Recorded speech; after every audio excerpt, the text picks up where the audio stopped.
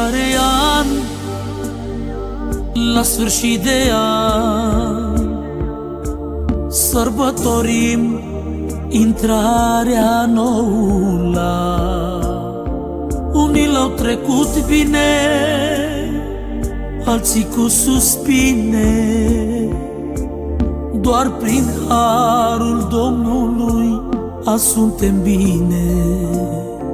În anul ce-a trecut, prin multe am trecut, prin încercări, dureri și întristări,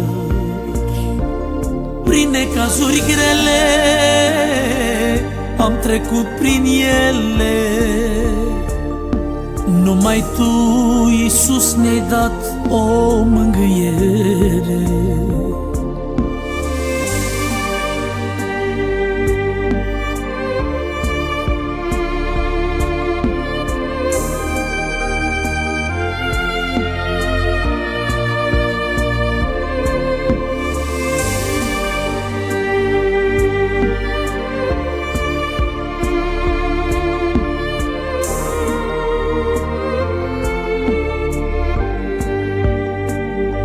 Copii lăsați orfani și plâng de atâția ani, oameni triști alergând doar după bani, mame fără copii și mâine nu vom ști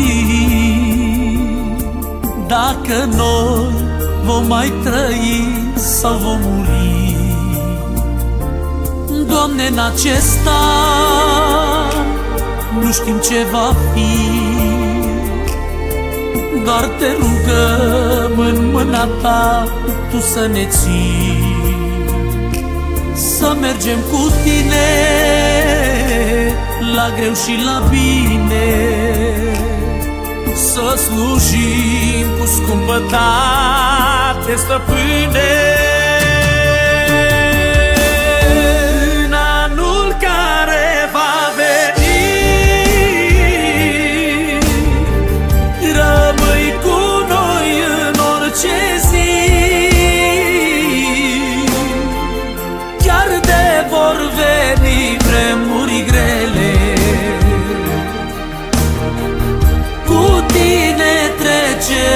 Peste ele,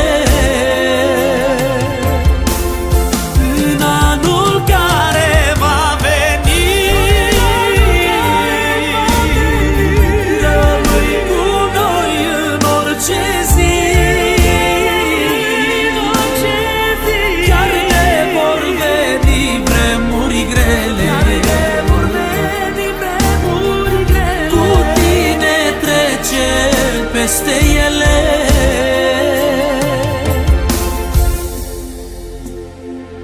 Doamne, în acest an nu știm ce va fi,